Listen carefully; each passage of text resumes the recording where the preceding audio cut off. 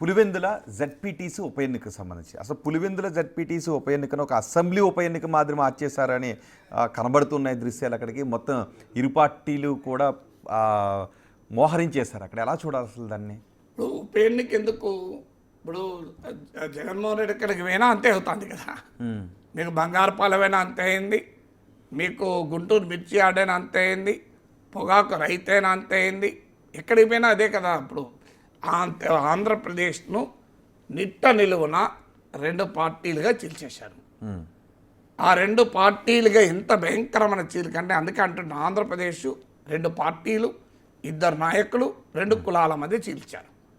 ఇది ఈ స్థాయికి రెండు కాకపోతే దానికి అదనంగా ఇంకో మూడో కులం అనుకుందాం, కంప్లీట్గా చీల్చేశారు.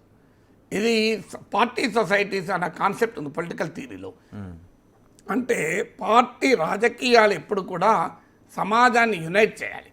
సమాజాన్ని నిట్ట చెలువున గ్రామ స్థాయి వరకు, కుటుంబ స్థాయి వరకు ఈ పట్ట ఆ పట్ట అంటే there is no other world, you are only two worlds, A TDP, B YCP, C లేదు.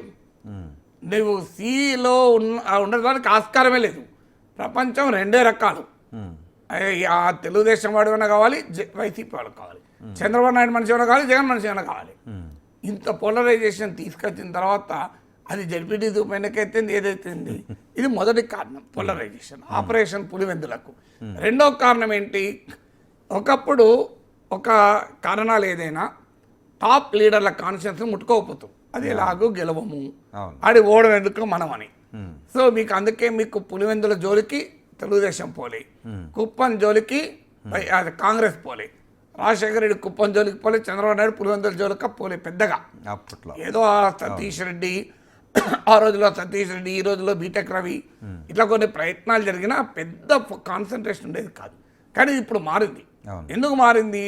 ఇది ఒక రాజకీయ వ్యూహం. ఇప్పుడు బెంగాల్లో మమతా బెనర్జీని నందిగ్రామ్లో ఓడించడానికి బీజేపీ ఎంత ఎత్తుగడ చేసింది. సో అక్కడ ఎత్తుగడ చేసి మమతా బెనర్జీ ఓడించారు కూడా. ఎందుకంటే కుప్పం మున్సిపాలిటీ విషయంలో వైసీపీ కూడా కమింగ్ టు దట్, సర్వ సైన్యాధిపతినే దెబ్బ కొడితే, చక్రవర్తినే స్థావరాన్నే బద్దలు కొడితే ఇక మాకు తిరుగుండదు అని, అంటే డిమారలైజ్ చేయాలి ప్రత్యర్థి శిబిరాన్ని అని. ఆ ఎత్తుగడలో భాగంగా వైసీపీ ఏం చేసింది మీకు గుర్తుండే ఉంటుంది. కుప్పం నువ్వు కాన్సన్ట్రేట్, మీరు అన్నట్టు కుప్పం మున్సిపాలిటీని కైవచం చేసుకొని ఒక నరేటివ్ బిల్డ్ చేసింది. చంద్రబాబు నాయుడు పని అయిపోయింది, తెలుగుదేశం పని అయిపోయింది, కుప్పంలోనే గెలవండి, టీడీపీ దేశమంతా గెలుస్తుందా, చంద్రబాబు నాయుడు నాయకత్వం పైన విశ్వాసం పోయింది, ఇవన్నీ చెప్పారు. చెప్పి ఇక నెక్స్ట్ అసెంబ్లీ ఎలక్షన్లో చంద్రబాబు నాయుడు కూడా ఎమ్మెల్యేగా ఉండడు. దానికి అంతకుముందు మంగళగిరిలో లోకేష్ ఓడిపోవడాన్ని ఉపయోగించుకున్నారు, పవన్ కళ్యాణ్ ఓడిపోవడాన్ని ఉపయోగించుకున్నారు. పవన్ కళ్యాణ్ 2 సీట్లలో పోటీ చేస్తే అక్కడికి మెయిన్ లీడర్లను పంపించారు. ఇప్పుడు కూడా మొన్న కూడా పవన్ కళ్యాణ్ ఎక్కడికి పోతే అక్కడికి అవినాష్ రెడ్డో మిథున్ రెడ్డిలో పోయి పవన్ కళ్యాణ్ గెలవనియద్దు, ఈ రకమైన ఎత్తుగడేసి భరత్ అని కుప్పంలో నాయకుడు, వైసీపీ నాయకుడు, ఈయనను గెలిపించని ఈయన మంత్రి చేస్తాం.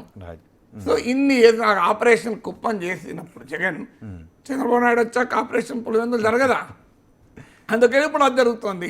సో నువ్వు స్వయంకృత అపరాధాలు ఇవన్నీ. అయితే సమస్య ఏంటంటే ఇన్ని చేసి జగన్ సాధించింది ఏంది? కుప్పంలో ఓడిపోయాడు, చంద్రబాబు నాయుడు ఓడించలేకపోయాడు, లోకేష్ 95,000 మెజార్టీతో, పవన్ కళ్యాణ్ భారీ మెజార్టీతో. సో ఈ ఆపరేషన్ కుప్పం ఏం చేసింది? ఆపరేషన్ తిప్పలు తెచ్చింది జగన్కు. ఇప్పుడు తెలుగుదేశం కూడా జగన్ ఏ తప్పులైతే చేసి ఓడిపోయాడో మేము కూడా అవే తప్పులు జాగ్రత్తగా చేస్తాం, ఇంకా వేరే చేయం. అప్పుడు చంద్రబాబు నాయుడు జైల్లో పెట్టాడుగా జగన్, ఇప్పుడు మేము జగన్ను జైల్లో పెడతాం. అప్పుడు అచ్చెన్నాయుడు జైల్లో పెట్టాడు, కొల్లు రవీంద్ర జైల్లో పెట్టాడు కనుక మేము ఇప్పుడు జోగి రమేష్ను జైల్లో పెడతాం, ఇంకోటి జైల్లో పెడతాం. అప్పుడు చంద్రబాబు నాయుడు బయటకు వస్తే అల్లర్లు చేసినాం కదా, ఇప్పుడు మేము కూడా జగన్ బయటకు వస్తే అల్లరి చేస్తాం. అప్పుడు జగన్మోహన్ రెడ్డి ఏ తప్పులైతే చేసి నష్టపోయాడు, ఆ తప్పులన్నీ మేము కూడా రిపీట్ చేయకపోతే ఎలా అనే పరిస్థితిలో చంద్రబాబు తెలుగుదేశం ఉంది. So I leave it to them. ఏం జరుగుతుంది? Thank you very much Nageswar garu. Big TV view పాయింట్లో తెలుగు రాష్ట్రాలతో పాటు ప్రపంచవ్యాప్తంగా చోటు చేసుకుంటున్న ముఖ్యమైన ఘటనలపై లోతైన విశ్లేషణ అందించినందుకు ఇవి ఈరోజు వ్యూ పాయింట్.